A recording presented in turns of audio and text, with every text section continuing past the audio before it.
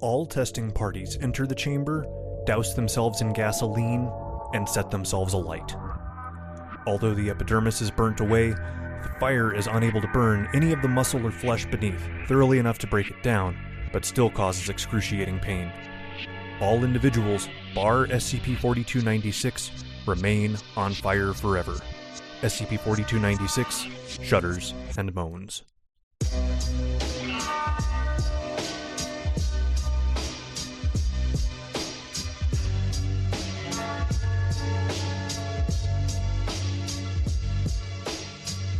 I gotta say, I hate when that happens. I get set on fire 3 or 4 times a week, a little more on the holidays, you know? SCP Cafe Recap 2019, Week 37. I'm your host, Blue Soul, SCP Wiki moderator, chat administrator, subreddit moderator, author, loving husband, dog petter, clone aficionado, Tottenham Hotspur supporter, and WWE 24/7 champion. Let's get started with SCP-4296, The Voyeur by Tanhoney. We have an object class of Euclid and fairly short procedures that give me a little bit of, I won't say it gives me pause because I no longer have pause about this piece. I know what's going on, but initially it did because it says SCP-4296 is to be contained in a chamber located at Site Black Box. We are redacting containment procedures. This is one of the cardinal sins. This is one of the things you're not supposed to do. So, given the context here, it's something you hope is followed up on later, and in this case, it is. This black boxed site and the chamber within it is to be kept under guard by 2 members of security personnel, and any additional instructions relating to the skip will be given by Dr. Henry Woods of the Pataphysics Department. So, throwing pataphysics in there, which is a fancy way of, things that may or may not be aware of the fictional nature of the wiki, gives you a lot of license to mess with pretty much anything. It goes on to say that testing involving the skip is to take place once a day with the approval of Dr. Blackbox. Now, we have 3 letters making up the Blackboxed name here, but that's it. That's all we've got for procedures. The description indicates that the skip is it's an entity resembling a naked humanoid male, 6 meters in height, and red in coloration. The limbs of it are fused directly together with its main body, and for this reason it has remained in the fetal position since it was first recovered in data expunged. It reacts to no phenomena save for human suffering, which occurs in its immediate vicinity, at which point it will noticeably shudder and moan in a high-pitched voice. And I initially read this as to mean that, it doesn't like it. That would be kind of the sensible thing. It doesn't like, suffering. But the next sentence sort of challenges that. It says that the skip appears to prefer physical injury and torture to mental or emotional distress, although it will still respond to it, but will not respond to any human suffering that concludes with the death of the human in question. So this is, it's interesting because on the one side, you figure this thing, its limbs are fused, it's probably suffering itself, but it seems to enjoy the physical suffering of others. So we go on and we understand what happens if it does not see or perceive any suffering around it. If it's not provided with at least one example of human suffering per day, it will demanifest from its current physical and metaphysical location and remanifest at the nearest location where human suffering can be found. It is proven capable of physical, metaphysical, and pataphysical traversal, appearing in physical locations, dreams, and even narrative works such as films and TV shows on these occasions. So we are containing it presumably by giving it an example of human suffering, and we don't yet explain how. So the most of this article is taken up in test logs that are fairly grisly, and I'll give you an example. The first log, we have a security officer and a D class, and for providing stimulus to the skip, our security officer and D class enter the chamber using a handsaw.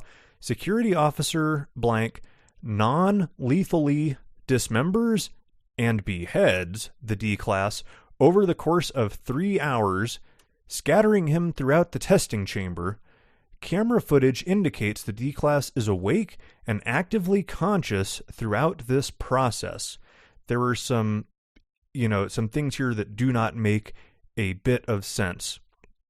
It goes on to say that once the D class has been thoroughly dismembered, the security officer rips out his own spinal cord and hangs himself with it from a nearby light fixture. And the security officer remains alive and in the same location as of the time of writing. The result of all this is that the skip shudders and moans. So there are a few like this. There's a doctor entering the chamber, wheeling in a meat grinder, and he reluctantly feeds himself into it for approximately 30 minutes, exiting as a pile of miscellaneous reeling viscera. And the skip, the D class. I'm still thinking about the D class being non-lethally beheaded. The skip shudders and moans in response to that. So we have 5 logs like this, and we start to maybe understand what we're up to, because the 4th and 5th, I think, really set the story of we are actually working with the skip. We're understanding how to keep it contained. Our 4th stimulus is a D class entering the chamber, and when he does so, his head subsequently explodes. Head explosion. Following this, the D class rolls around on the floor, clawing at his stump. He is still performing this action. And in response to this, the skip shudders and moans, as you might have guessed. 5th and final log, all of the site black box personnel, barring a doctor and a junior researcher, enter the chamber, douse themselves in gasoline, and set themselves on fire. The fire keeps burning. It causes excruciating pain, we're told, and all of the individuals remain on fire forever, in excruciating pain forever. You see what we're doing? The skip... we're not done here with the article. There's a research review between the doctor and the junior researcher. It says, I've been told there's nobody left at Site Black Box. Junior researcher says, yes, that's right. They've all been used up for testing with SCP-4296. Ah, I see. That makes sense. Yes, a shame. What do we do now? I said, what do we do now? Oh, now? Yes. Well, I suppose we just get things over with. Then it'll be over, and we can start it again, as I said previously. That makes sense. The same method as last time, then? Yes, of course. Doctor? Yes, junior researcher. Do you ever wonder what our names are supposed to be? The doctor laughs. No, not really. And with this, he draws his pistol, shooting the junior researcher in the throat and himself in the temple. Neither die, and remain twitching and gurgling on the floor until the natural heat death of the universe. SCP-4296 shudders and moans. End log and article. So we have a few articles this week that sort of get into this. We have this unreliable narrator, and we use it for different reasons in the works this week. This one, as far as I can tell, is because we have this pataphysical skip, this pataphysical entity that is meh. It's not too bright, is it? It likes suffering, but it's perhaps not able to distinguish between the real deal and simulated suffering, which is why it's showing up in dreams and on, films, TV sets, showing up in those places to take it in. So we have gone about this thing where we can keep it here by giving it examples of human suffering that go on and on and on without end until the end of time, until the heat death of the universe. There's a lot going on here with the doctor, with the 3 black boxes is the same doctor that's in the final log. It is I'm not sure if the idea is that because pataphysics is involved that we are somehow in a position to actually repeat this. That didn't come through totally clearly, but most of the rest of this did.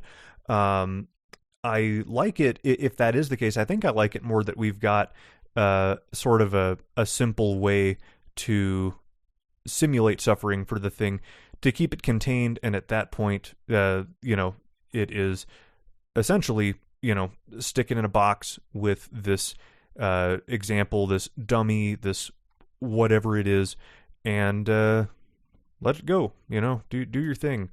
Just don't leave. So at first I saw this, and with it being Tanhoney's done a few of these lately that really got into pretty gruesome body horror, and originally I thought that was what was going on here, but that final interview between the two of them gave me enough pause to go back, kind of reread everything and say, I see what we're doing. We've got we're keeping it in our grasp through fictional suffering, and that seems to be good enough for it. So for being a short work, there was a little more to it than initially met the eye. I enjoyed that quite a bit, and this was a very strong +1 from me. Moving on, SCP-4773, and this is titled quite interestingly, and it shows up in an interesting way on the wiki. It shows up as SCP-4773-2 blank and a stuffed bear, and the blank is quite a few, it's just empty space. It's not the word blank or, in parentheses or anything, just an empty space, and a stuffed bear. And this is a collab by Henzoid and Malice Aforethought. The first thing you notice with this, there are a number of things that jump out at me on this on first glance. You have the header, a notice from the Foundation Department of Miscommunications. So I saw this DOMC, and I'm like, oh no, I'm not smart enough for this skip. But that wasn't what happened. We're using this as sort of a framing device for the story. What it says in this header, there is information not present in this document. This is unintentional. So that is, it remains to be seen how much the Department of Miscommunications is actually involved, or if they're simply there to sort of confirm this doesn't quite look right, and that's not, we don't intend for that, but that's the nature of things. So our item number is blank. Our object class is also blank. So we are playing with fire a little bit. The first two have done that. We redacted containment procedures. We've got a blank item number. You don't see that every day. The procedures, we do have some procedures. 4773-2 has been moved to a 4-meter cubic containment cell. We have a footnote here for the containment cell that says it is the size of the chamber acts as a baseline for testing. This almost doesn't make any sense. It says see addendum 1 for more information. And as you sort of look down, if you're confused, you can see they're doing something with a grid that might explain things. So this containment cell is at Site 96. Containment Team CT 4773 are to remain on standby during the initial preliminary analysis phase of containment, which is ongoing. So it sounds like we are in very early days with this skip, which is described, -2, I should say, is described as a brown stuffed bear composed of synthetic fur and cotton. Now, I'm going to jump ahead a little bit. I think what would have really made this pop is to insert some blank space in the description. To really make this piece work, I would have put about a paragraph's worth of blank white space in the description so as to indicate there should be something here. Just a thought. Anyway, so -2 is described as a brown stuffed bear composed of synthetic fur and cotton. It will periodically levitate between 10 and 70 centimeters from the ground and move in irregular patterns. Objects, entities, and surfaces near -2 may be wholly or partially imperceptible, and this is considered normal behavior. And then it kind of, I won't say it goes off the rails, but it starts to feel like a DOMC skip through this next little bit. It says, due to events, it is suspected that the anomaly possesses some secondary mind-affecting effects. And then we have a strike through that says this has been conclusively disproved. And what we have instead says this is considered normal behavior, but the word normal is also struck through. So it becomes a bit difficult to follow what's going on. What we have left when you take all of the strike throughs into consideration says this is considered behavior. That doesn't tell us a damn thing, does it? And then it says see below, which could probably be left out. Anyway, what we have below description is tentative description, which I've never seen before. And this is a little confusing, even with knowing what we're doing here. I feel like I'm not quite smart enough to really have this land the way I think it was intended to. So it says the following properties, which may or may not relate to circumstances surrounding -2, are currently unconfirmed. Reader discretion is advised. And after this, we have a set of bullet points. And it's not really clear on first read what exactly we're doing here, because the first bullet point says mass, shape, etc., baseline normal physical properties. And then it says movement, verified, changes in environment, unspecified, verified. So I think what we're doing is that we're trying to understand how -2 affects its surroundings. And then it says removal of food at another bullet point, triggering of unspecified subconscious instincts amongst personnel. This ends up becoming important. Then it says improper disposal of food waste. Waste is struck through. And then it says, which was fully edible at the time by personnel. And then we have a nested bullet here that says fate unknown. And then below that it says currently 3 sandwiches, 4 packets of salted potato chips, and various assorted confectionery.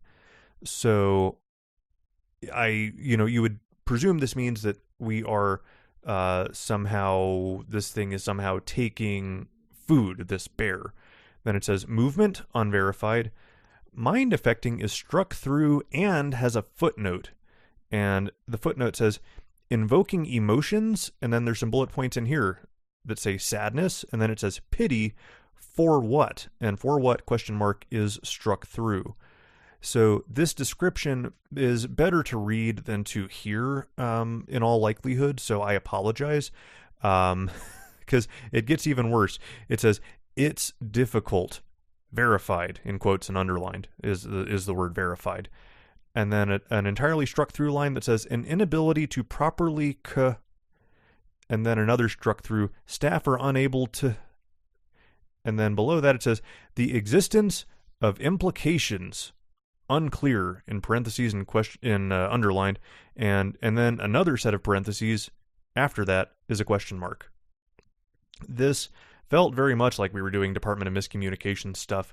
That's actually not what we're doing here, but this is sort of odd, because what we're trying to do here is sort of trigger curiosity in the reader. We're trying to get them thinking and get them trying to link things together, but this is it's so vague that I don't know if it really succeeds at that. I don't know if it's if we may just have confusion in place of curiosity. We have a test log in Addendum 1. So the gist of the paragraph that leads us into the test is that we wanted to conduct some direct observation of it. We have a grid that we have timestamps overlaid with 6 grids corresponding to 6 hours of testing, and the grid is split into 25 centimeter sections. So the reasoning for that is because apparently occasionally -2 will obscure our view of the room in some way. So we are sort of cordoning it off into little cubes, little squares to better try and find a pattern. I suppose that would be what we're trying to do. Is there a shape? Is there something to it? Well, these images will not convey well at all in an audio format. I strongly encourage you to take a look at this, because it is going to do a far better job of explaining, of seeing this and trying to understand what the fuck am I looking at, and then the update that we have later, this shoots you through the heart. What we basically have in here are black squares and red squares. The red square is -2. It's this teddy bear. The black squares they move around in this on this grid, within this chamber. So in this first timestamp, the grid is, the black thing is attached to the red, about three squares up. This black shape is all of about 1.25 meters in height. So converting that to freedom units, just a little over 4 foot. So it's attached to the red and the black are connected on these first two, and then on the third one, the black is sort of up against the wall, up against a corner of it, and you're starting to realize as you go through this, these shapes are potentially vaguely human. And this would be sort of if you had your back against a wall and your leg sort of kicked out in an angle in front of you, up against a wall of a chamber, and then the red square is on the ground, about 1.5 feet away from its feet. In this third image, the shape is more squat and flat, as though perhaps sitting on the ground, and the red square is in the dead center of this mass, as though it's being absorbed or perhaps held. In this fifth image, the red square is on the ground towards the corner, towards the left side. The black is on the ground in what would look to be something of the fetal position, on, head, shoulders, and knees on the ground. And in the final image, that is more or less the same, but laying totally flat with this red square in the center, again, as if being held. This testing went on for 8 days, and at the bottom, we have a flashing little thing that says there is one new update to the file. When you click it, we have a single paragraph. April 23rd, 1996. This is another 5 days after testing concluded. SCP-4773-2 has been identified as non-anomalous and placed into storage. SCP-4773-1 was located in its containment chamber alongside the object, deceased due to dehydration. Cremation of the body is scheduled for April 30th, and decontamination of the chamber is ongoing. End article. We end it there. So if you're having trouble piecing together what's going on, don't be upset. I had a lot of trouble too. I had to go sort of confirm it. Insight 19 said, help. I need to make sure I'm not too dumb for this skip. Is what's going on that we have an anti-memetic little boy trapped in a containment chamber that people aren't aware of? They're not feeding, they're not watering, and all we can see is the bear that he's holding, and we are just sort of totally ignoring this kid? Absolutely. That's what's going on here. And that's really brutal. I have not seen this combination of pieces put together in this way before. All the pieces by themselves have been done, but this was really powerful. I would say, bringing Department of Miscommunications in is, for its part up at the top is, I think, probably clever for if you're wanting to subvert expectations. The trouble is DOMC is still very new, and I don't know how much that really helped. Ryza is probably more well known. Using DOMC as a red herring is interesting, but I don't know that it's out there enough to really justify it, because there's only been a few using that. The tentative description is probably the one of the more unique things about this, and I wonder if this was the best way to put it together. The readership, for what it's worth, really likes this piece. This is at plus 89 at the time of recording, and that makes it high skip of the week. So, any gripes I have with it, obviously, for the most part, people don't share, because the punch here is outstanding. It's definitely good enough to offset a lot of minor gripes, to the point that when you say, when you have the item number blank and the object class blank, that was why I said, put a paragraph in this, is a blank paragraph potentially useful? Maybe. I don't know. It's like, we have so much time talking about -2 without the presence of -1 in itself. That feels a little strange.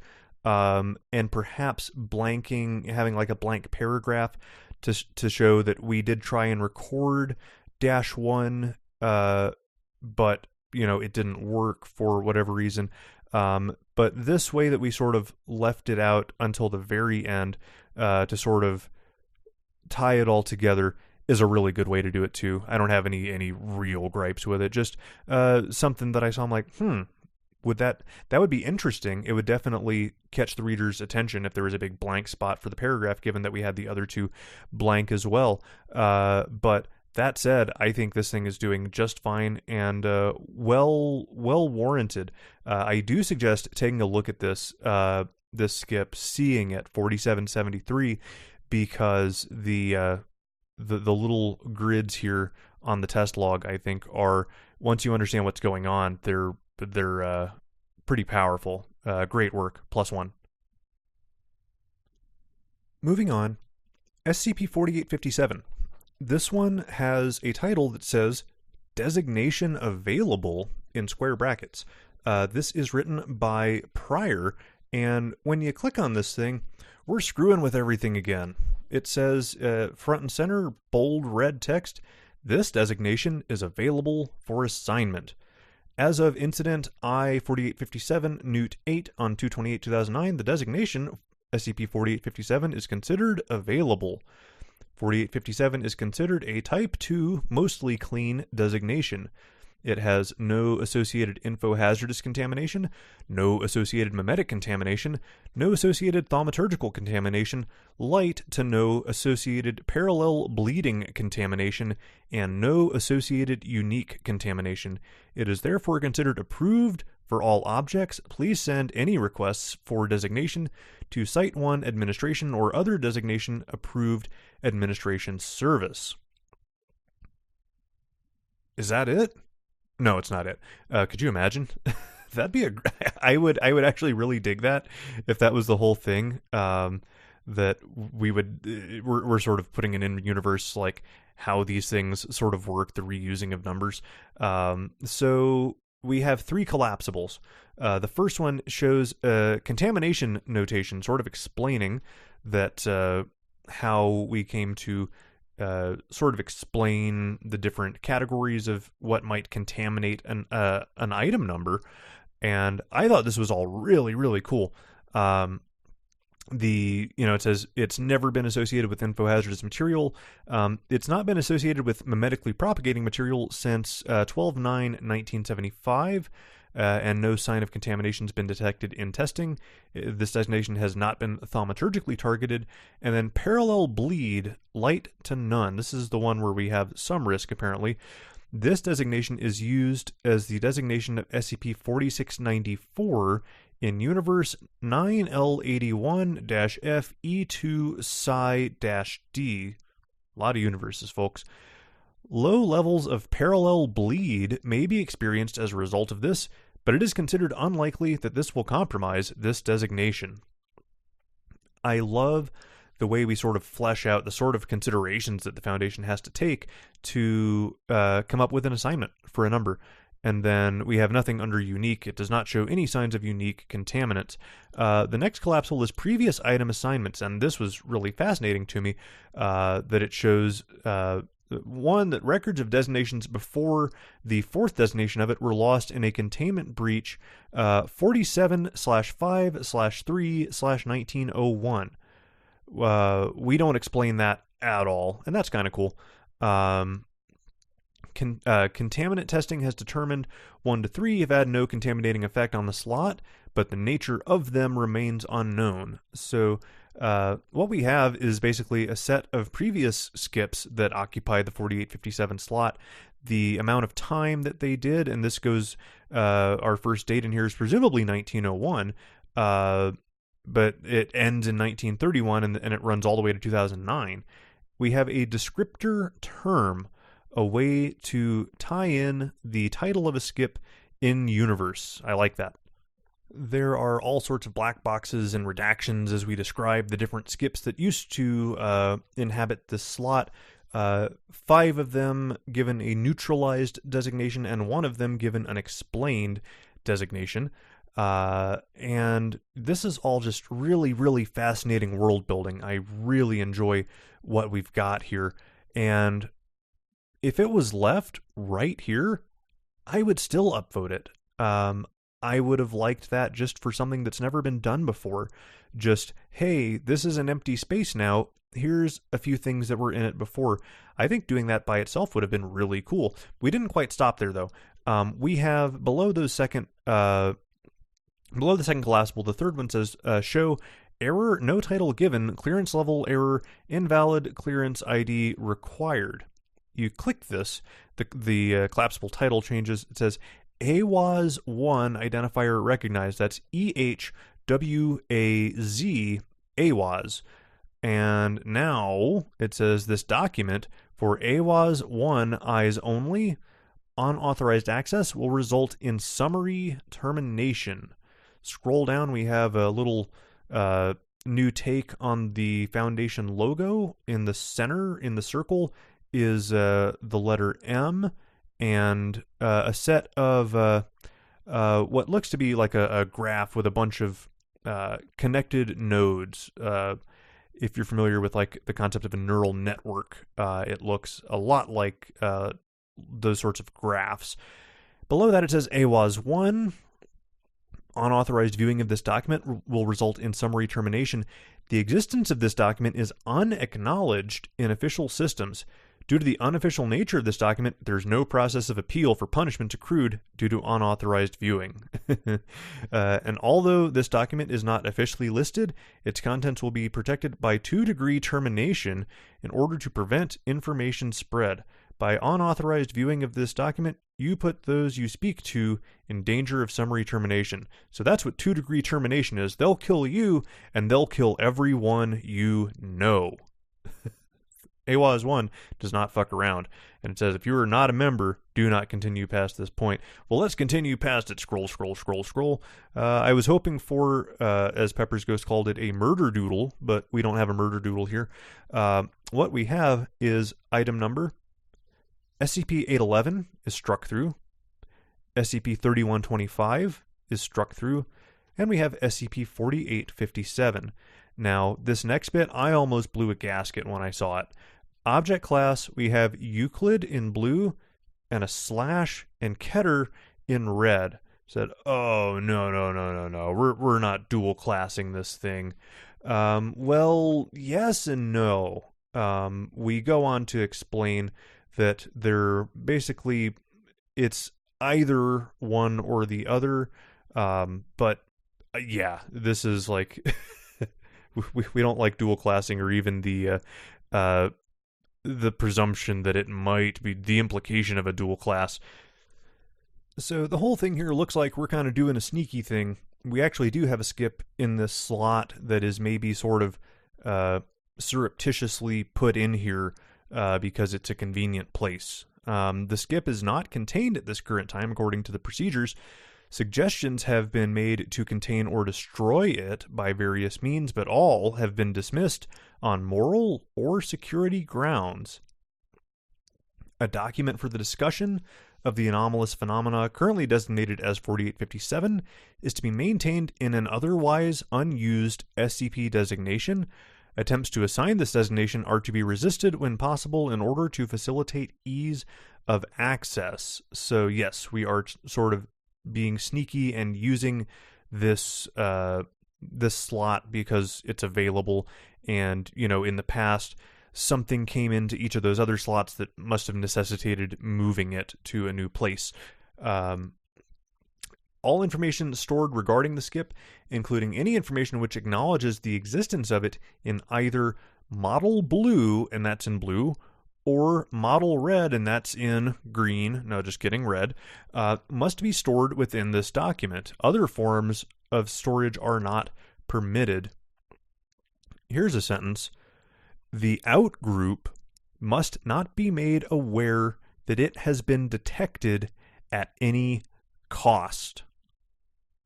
That's a hell of a line, because it is out of the blue, and you go, what does that mean? Why can't it be made aware? Why are we willing to go to such lengths? It really hooks you and sparks your curiosity about what is going on here. All duties related to the skip are to be undertaken exclusively by MTF AWAS 1 Kevin's Nightmare. Below this, we have some info on AWAS 1.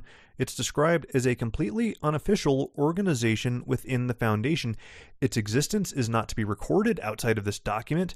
The team is to be maintained at the minimum feasible size and expanded only when necessary.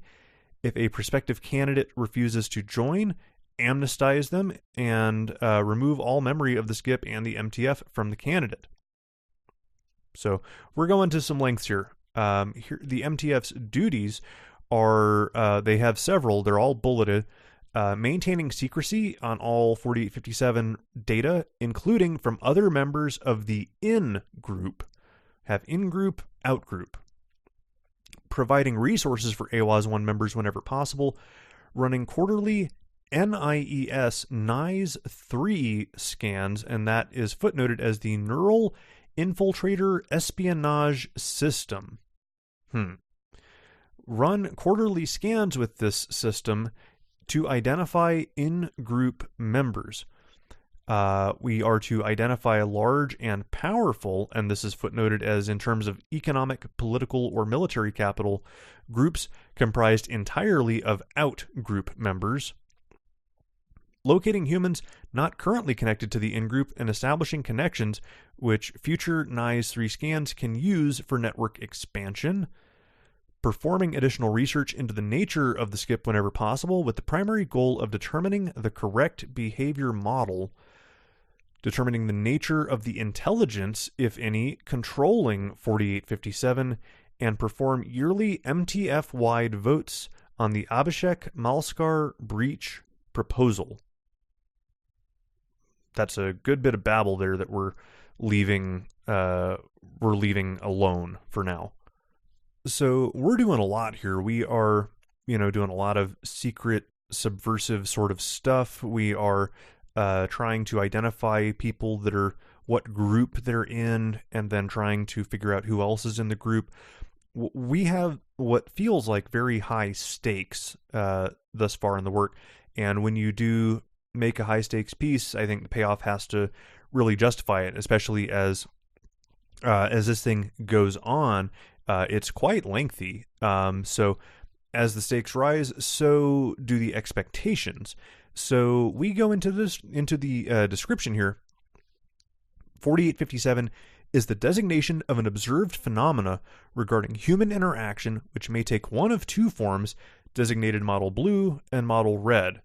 Currently, the skip is considered to be non-dangerous. However, it is likely this may change if it is found to correspond to the Model Red hypothesis. The phenomena can be described as a closed-loop system of relations. Every human being on the planet is familiar with a number of others, which may vary from under a dozen in the case of extremely reclusive individuals to the mid-hundreds with more outgoing ones. The individuals are in turn familiar with other individuals, creating a network of billions who are all connected through many degrees of separation. Although conventional wisdom and general logic would dictate that the entire population of the world would be connected in this way, investigation by the Foundation's Dr. Malskar has determined this is not true. Starting from Dr. Malskar, the network of individuals and their connections only extends to approximately 2.6 billion people, specifically, in a footnote, 2,632,342,801. This is the network of individuals before being entirely prevented from continuing via comprehensive structural wholes which separate it entirely from the rest of humanity. We have a footnote there explaining structural wholes is a social network analysis term referring to an absence of ties between groups. We have a disconnect, sort of a boundary, a hard boundary of 2.6 billion people out of, we're at what, 7.7 on the planet? The piece continues that this 2.6 billion people includes the entirety of AWAS 1 and every potential reader of this document, therefore has no connection via familiarity to the rest of the world's population. This group of 2.6 billion people has been termed the in group by members of AWAS 1, with the converse therefore being the out group. And we note a few additional factors. All countries contain both in and out group members. The distribution of members is consistent with general trends of global population. No centrality, no big concentrations in the network is observed within the in-group beyond that expected, such as that exhibited by especially wealthy or famous people. No settlement beyond 1,000 people is comprised entirely of members of one group.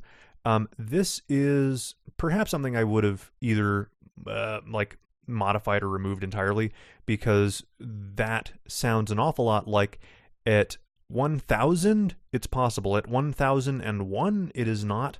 And if that is the case, if that's the intent, then I feel like this group is smart enough to make some connections there. And I don't think that was really the intent. I think it was more that he was trying to say there's, a small village, a small town could be entirely, all one group or the other. And that may be easier to just basically say is that, rural communities are possible. It's possible that rural communities are entirely in or out group, but the likelihood goes down inversely proportional to population, something like that. You know what I mean? Anyway, we'll go on here. The ratio between groups remains fixed as the global population changes, according to Nye's 3 census. Many famous individuals, both historical and current, are outgroup members as per the standard distribution. And so it is possible for in and outgroup members to meet and even communicate, but they never do so regularly. Nothing approaching familiarity has been observed between groups. Nobody in the in-group can identify a member of the outgroup. This is some pretty trippy stuff. And the last bullet point says that group distribution is maintained within the Foundation itself. So the chances of this occurring naturally are so small as to be functionally impossible. So there are one of two models of behavior. Model blue posits that it is a phenomenon of random chance. There is no external control or other anomalous features. In model blue, the skip could not probably be breached by forcible random selection of outgroup members, as this would have occurred by chance since the discovery of it in 1983. Awareness of the skip has also not caused this breach, and other interaction and chance-related SCP objects have previously been diffused by knowledge of their nature.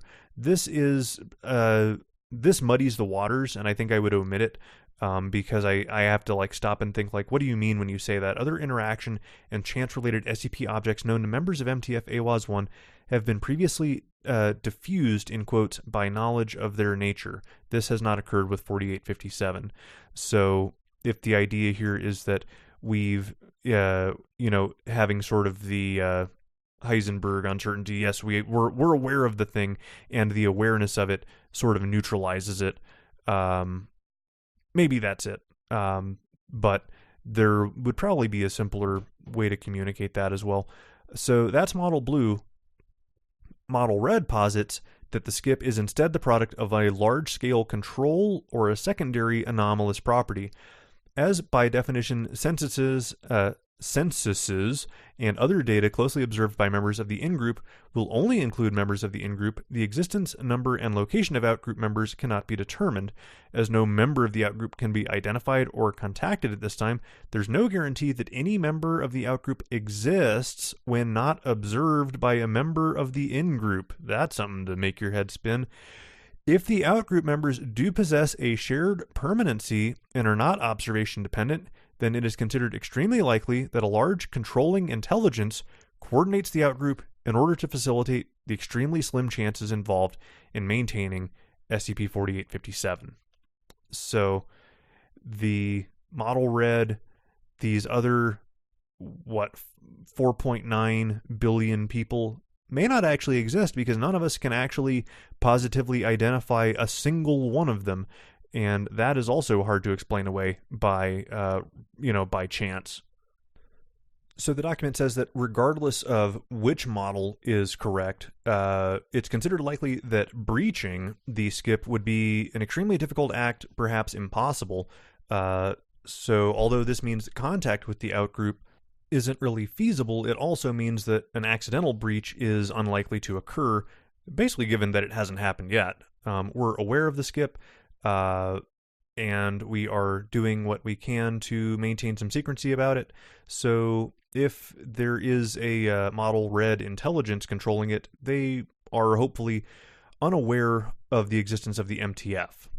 So we go from this to explaining the Abhishek-Malskar breaching proposal. It's a proposed series of steps which would conclusively prove which model the skip actually adheres to, and was submitted to the MTF in 2003. The proposal outlines specific details and steps to be undertaken, and it's based on assuming that Model Blue would not physically allow a breach between the in and out groups, and in the case of Model Red, the termination of outgroup members would not be a moral concern because there is some intelligence backing them.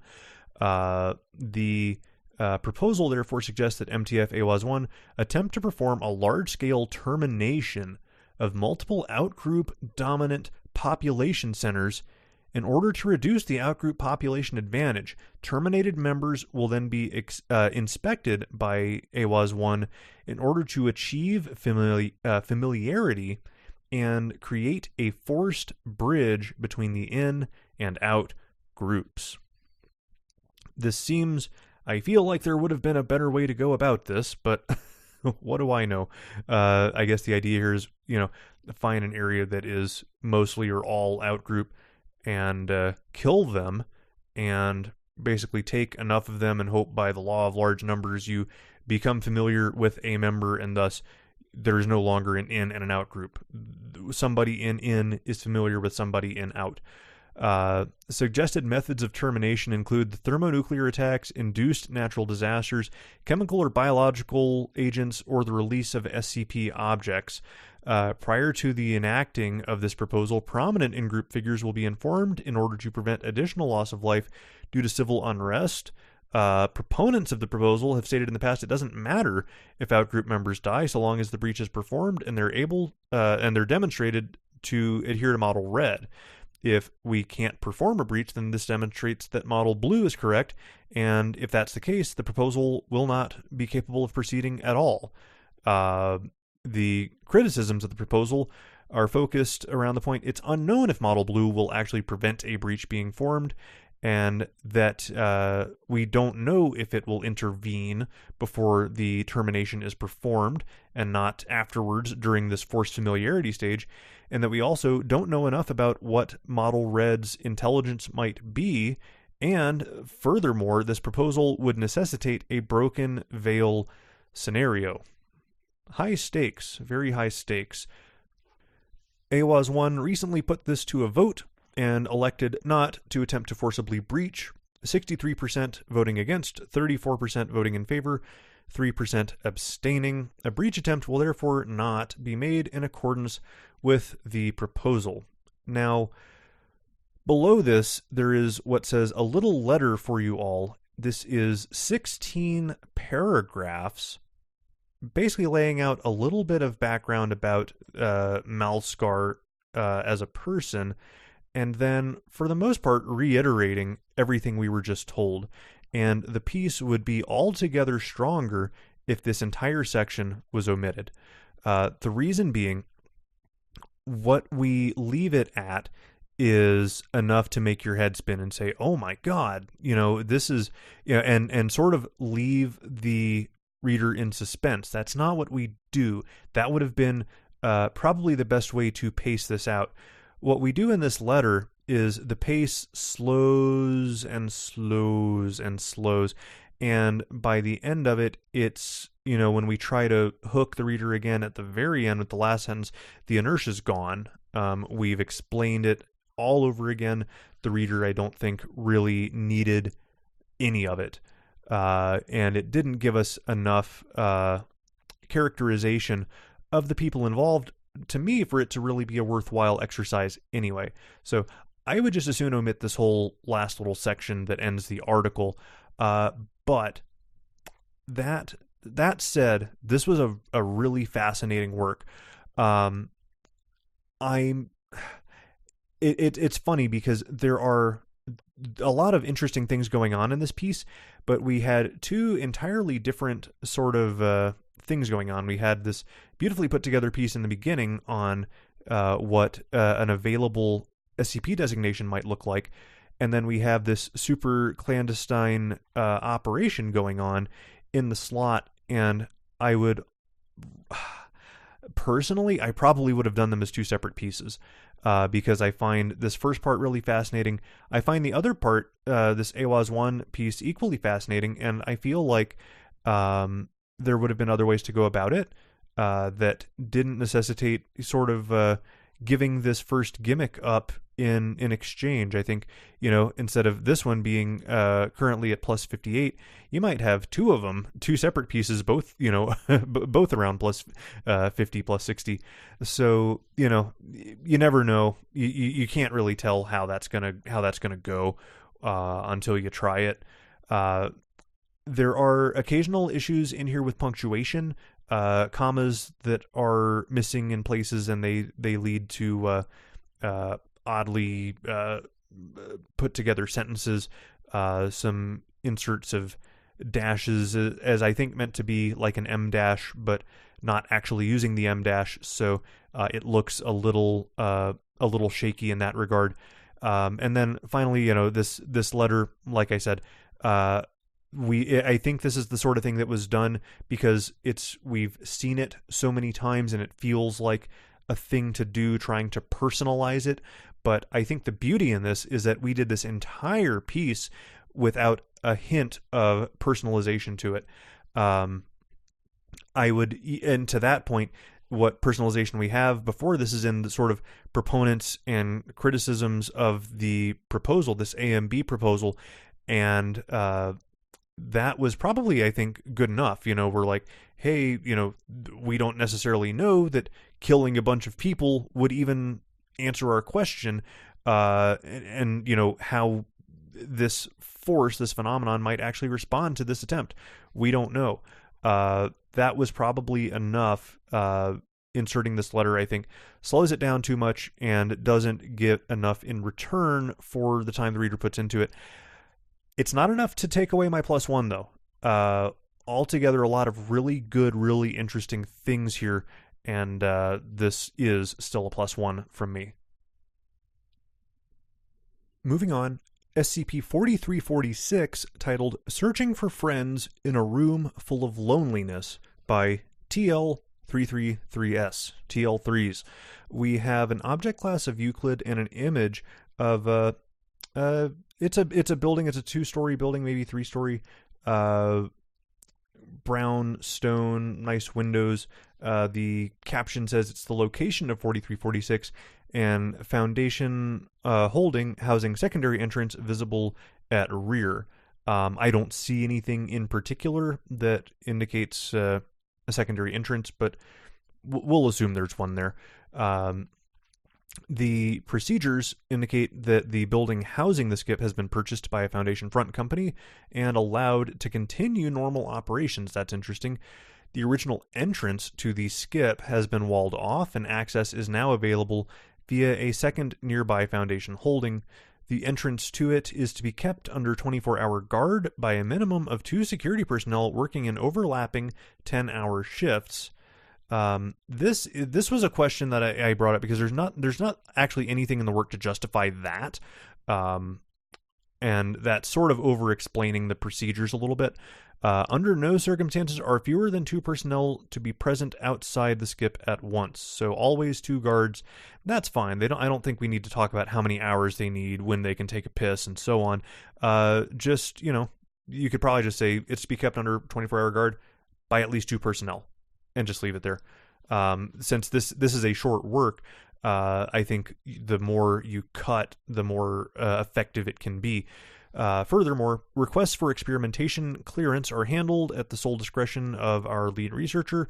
Any confirmed contact with -1 is to be reported to Dr. Wise immediately.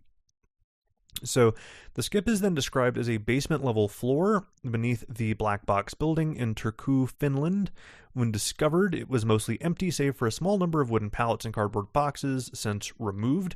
The basement-level floor is windowless, and due to electrical faults does not have working lighting. It is inhabited by a Class 4 incorporeal entity designated -1. Here's where it gets interesting.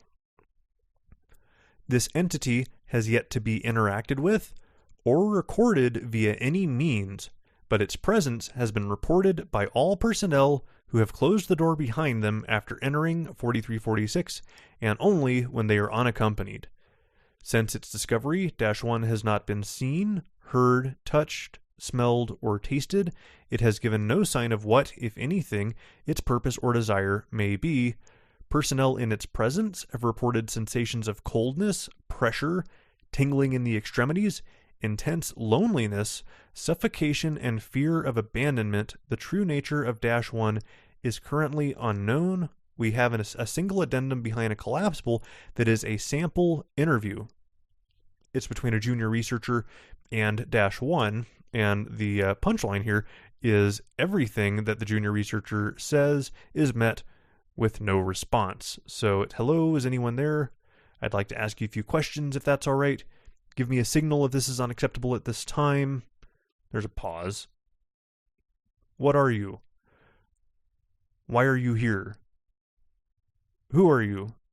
If it is relevant, a pseudonym or previous name is adequate. Look, I'm trying to work with you here. The organization I represent is interested in learning more about you. If you just cooperate, I'm sure we can come up with a deal that would benefit us both. I mean, doesn't it get lonely down here, all by yourself, day in and day out? There aren't even any spiders here. Researchers coming in to yell questions at you can't be a substitute for real companionship. And at this point, the researcher collapses and begins to weep. We could be friends, don't you want friends? Please just say something. Hello? Hello? Is anyone there? No response. End log. The junior researcher was granted 3 months paid leave after this incident, along with mandatory psychological evaluation. They are expected to make a full recovery. End article. Small boy. So, at first I saw this, I'm like, oh, come on. And I was ready to downvote this. I gave it some further consideration of what is, we've had things before. It's like, you can't see it, but it makes you feel spooky. Or in this case, the punchline, it was, I think, intentionally that you're thinking, oh, there's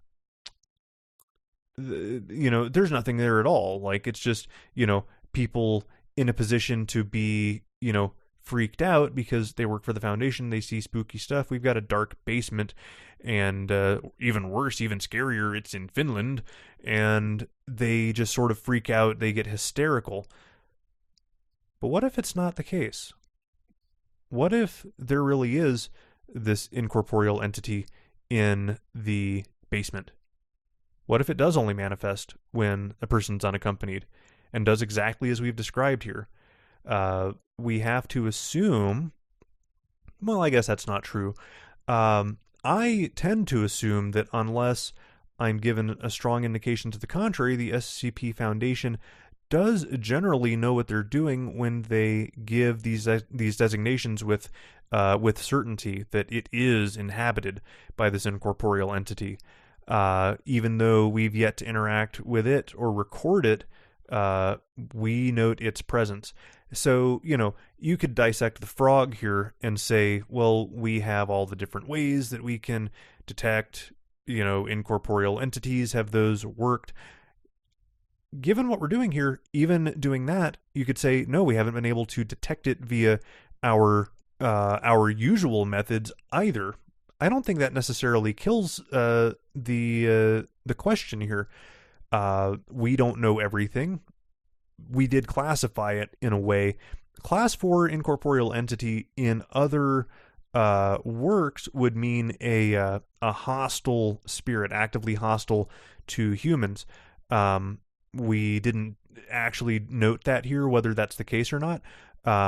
But given, everybody's sort of seeing the same thing, experiencing the same thing, and we have this interview that, the junior researcher gets freaked out, we don't say enough to say at any point in this piece, are they just freaking out? Or is it legitimate? We don't know, and this actually balances a line pretty well. So you look at the rating, it's currently plus 22.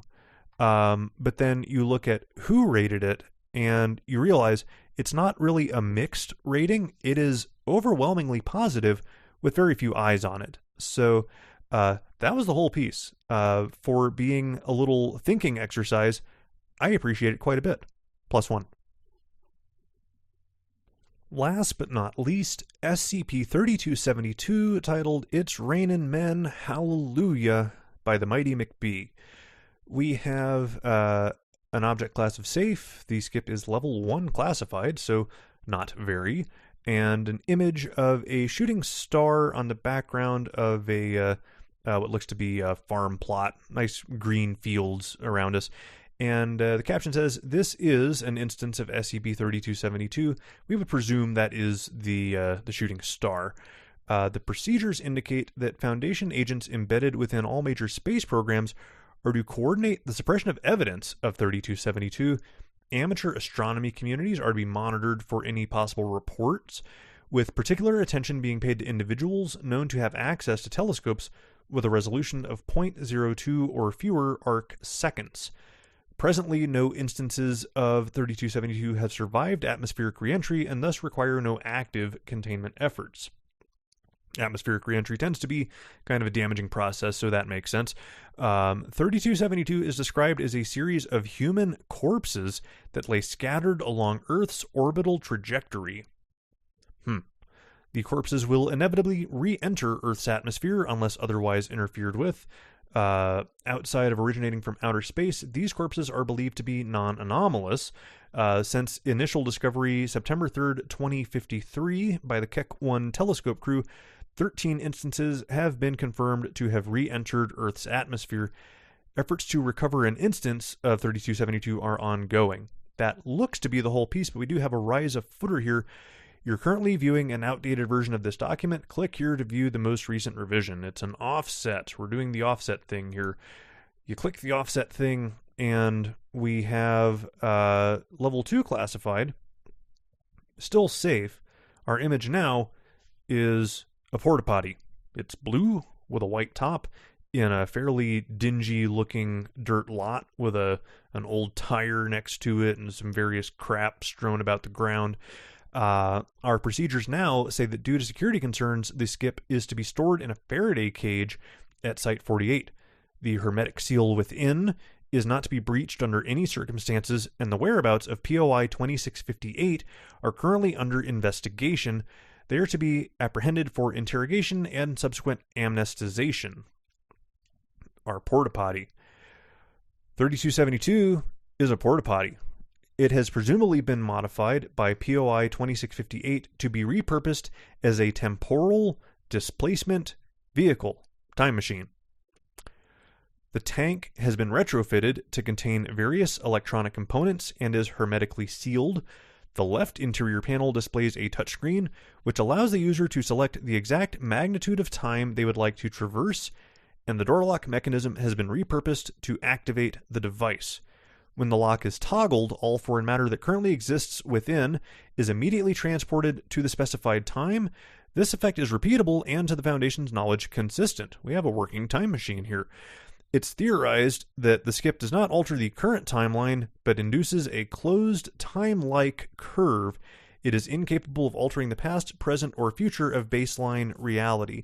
This sentence I didn't find really added anything to the piece. If you imagine that that sentence isn't there and go from the one before it to the one after it, I think it's fine. Because I think the reader didn't need this to get the punchline that we get to in the addendum. It says that the skip was discovered in Pasadena, California after an anonymous tip led to the raid of a storage unit rented out by Brian Monette, our POI, a 33-year-old electrochemical engineer and physicist with a PhD thesis on special relativity. Inside the unit was a workbench, a cash register filled with a little over $8,300, a drawer filled with 43 handwritten receipts, and a brief typed manual explaining the basic operations and functions of the skip and the skip itself. And we have a test log, and we have 4 tests placed. We had a 6-sided die that we placed in the within the porta-john, and the destination was set as 5 seconds in the past. The door was closed, the lock was engaged. Upon conclusion of the test, the die was no longer inside of SCP-3272. We repeat, 6-sided die, but now set 5 seconds in the future. We get the same result. The die is no longer inside of it. We try a third time, and this time we set the destination as 1 picosecond in the past. The door was closed, the lock was engaged, and as the lever was closed, the eastern wall of the testing chamber experienced a high-velocity impact. Embedded in the concrete was the remains of a 6-sided die. Remains is funny. Imagine like a bloody D6 corpse, with little intestines hanging out and such. You see what we're doing here? Here's our last test log. D5820 entered the porta potty. The destination was set as 15 seconds in the past. The door was closed. The lock was engaged. Upon the conclusion of the test, the subject was no longer inside of 3272. A human corpse was seen re-entering Earth's atmosphere approximately the same time that test 3272-4 was concluded. End article. Do you see what we did here? We tackled what is the most problematic part of time travel, particularly if you're trying to travel to places on Earth. See, we're standing on Earth. You don't feel it right now, but you're moving. Matter of fact, you're moving pretty goddamn fast. To be more precise, right now you are moving at 67,000 miles per hour around our orbit with the sun. So, you move 5 seconds in the past, guess what? You just got flung almost 100 miles into the atmosphere. I love this piece. And what I think I really like about it is that we don't beat the reader over the head with this. We, as readers, really love to feel smart. We love to be able to piece it together ourselves and to say, yeah, I figured it out. I am every bit as smart as those eggheads at the Foundation. This walked that line really, really well. I really dig that about this piece. And as far as I can tell, the math checks out. A picosecond in the past, it's not a lot, but it's, gonna fling this thing into the testing chamber at about 67,000 miles an hour. Probably lucky that didn't have a whole lot more stank on it, given velocity, mass.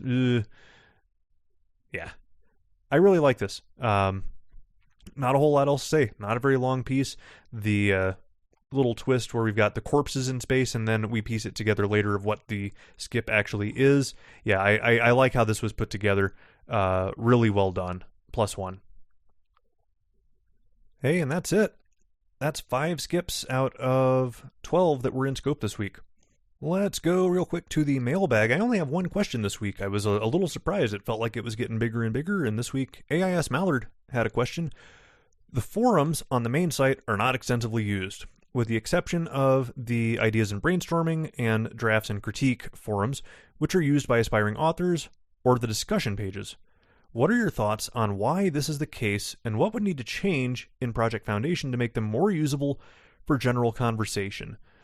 So I actually have a lot of thoughts about this, and the short version is we have a couple of issues. The way that conversations are nested on the forums, I think, are not terribly conducive to in-depth conversation, because the actual thread of the conversation can be shuffled amongst 3 or 4 little discretely separate pieces, and that is really crappy, but it's also the state of things that we have to kind of work within. There's no system for notifications when something is replied to, beyond having to do something with like RSS feeds, which I'm not going to do that. I know AIS Mallard actually does, but if I'm too lazy even knowing how to work with RSS feeds, I know 99%, and I'm not exaggerating, of our users are not going to make use of that. And, some of the things that we normally sort of set aside in forums, having a little loungy type area for, hey, let's talk about this, let's talk about that. Some of the things that, forums sometimes do are not allowed, because we try and keep things clean for the purposes of tracking most recent posts, to sort of just keep an eye on things as staff. Finally, forum use across the internet is down a lot. All of the statistics you can look at show that, just generally speaking, it is a method of discussion that is sort of losing ground to other methods, notably Discord and social media. You can kind of plot those on a graph of the rise of Twitter and the fall of forums, and it's really, really interesting. But what would we need to change? Well, I think you have to bring in the new features. You have to, at the bare minimum, is notifications. Doing an @user, what do you think about this? And then the user gets a little notification that says, hey, so and so mentioned you in a comment, and then you can go there and you can see, and life is gold. So that's the big thing. I would probably not really want to reinvent the wheel on forums, because they are, I feel like, as far as a system, it is very nearly perfected with products like Zenforo, which I would probably just use wholesale and write an authentication bridge to make it so your PF login will get you into the forums like it does now. That's probably the simplest way to go about it. Well, simplest for everybody else, not as simple for me, but that's okay. That's kind of my thoughts on it. That's all I got on the mailbag this week. We do have a workshop coming up on Sunday. The workshop is a crit seminar by Taylor Itkin. This is line by line and nitpicking. This is Sunday the 15th at 1 p.m. Eastern Time.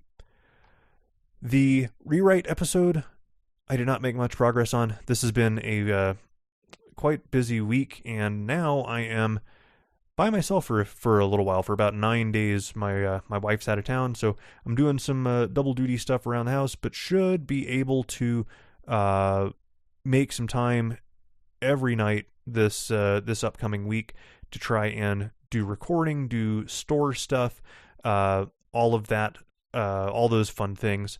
And before I get out of here, I also want to thank my new patrons, of which there were two, Deniaku, which I hope I'm saying correctly, and Nils G. Thank you both. We will be holding a giveaway next week on the Week 38 show. All patrons up to the point right before recording time will be sort of in the running, if you will, for this next giveaway. So that's all I got. I'm out of here. Week 38 show, Friday, September 20th. I will see you then. So keep reading, keep writing, and I'll see you on the other side.